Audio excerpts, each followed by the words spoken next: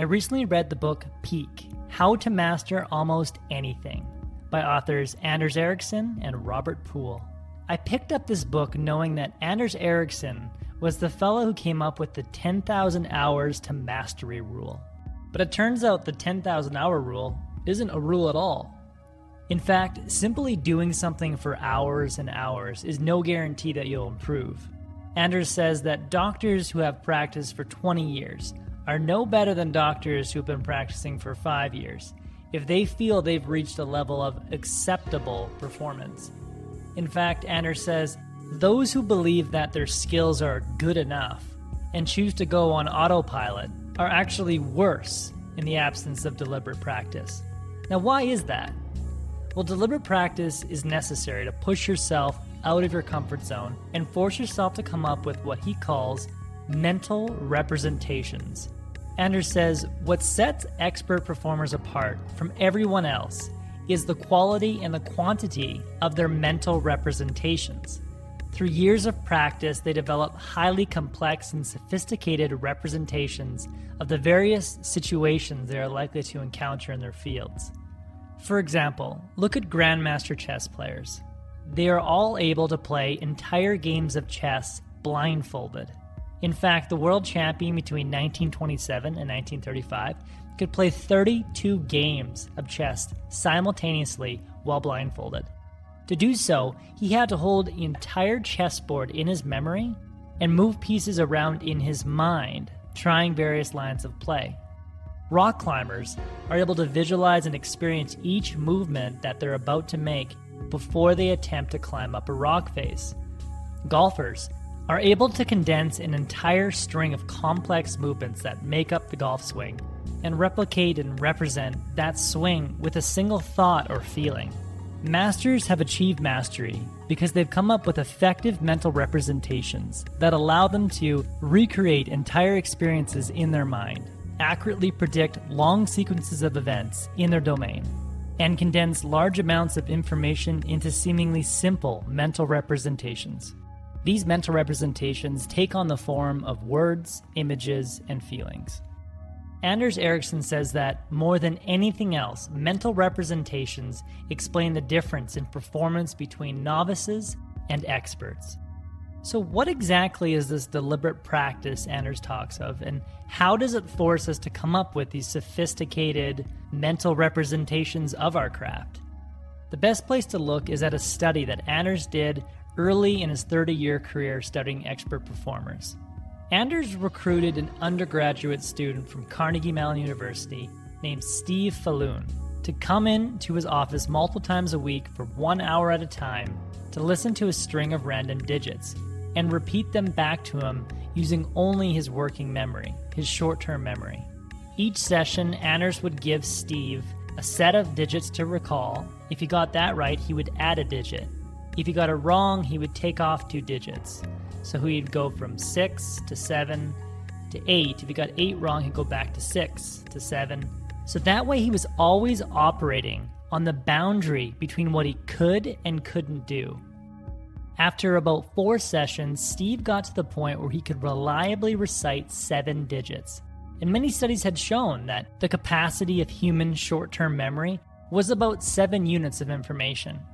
Now at that point, Steve tried to improve beyond 7 digits. Session after session, he would run into a wall of frustration, being unable to recall more than 7 digits time after time. But because this was an experiment, he came back each week trying to improve. Then one day he came in, and he was on a roll. He got 8, then 9, then 10 digits in a row, and finally squeaked out 11 digits by the end of the session. This pattern of progress, hitting a perceived limit to his abilities, experiencing prolonged frustration, and then having a breakthrough, happened over and over again. It happened at 22 digits, 34 digits, and all the way up.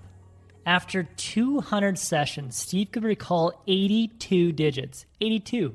That's 75 more than what was considered possible at the time. And he did this by activating what Anders would later call the 4 components of purposeful practice. First, he had a well-defined specific goal. His short-term targets were extremely obvious. If he was able to recall 13 digits, he knew his next goal was 14. Second, his practice sessions were intense periods of undistracted focus. For an hour, all he would focus on was trying to remember digits.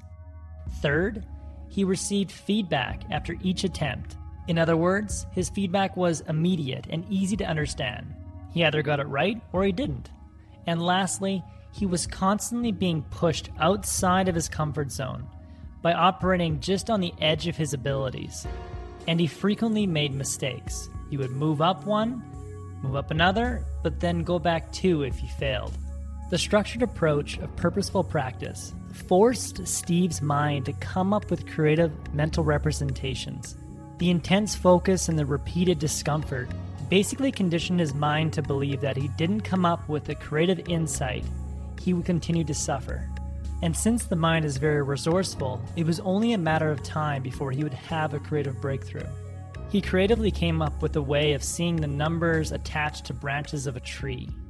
This was a mental representation to condense and simplify incoming information. He had to be frustrated enough to come up with a creative solution to get past his barriers. At 7 digits, he discovered a way to see 4 digits as a single unit. At 22 digits, he was able to mentally group 6 digits as a single unit. In other words, his limits were a technique issue, not an effort issue. After the experiment with Steve, Anders started another experiment with a guy named Dario, Steve's friend. This time, Anders had Steve teach Dario his method for encoding digits. With this head start, Dario was able to improve much quicker than Steve had. He got to 20 digits in only a few sessions, all because he was able to adopt Steve's mental representations.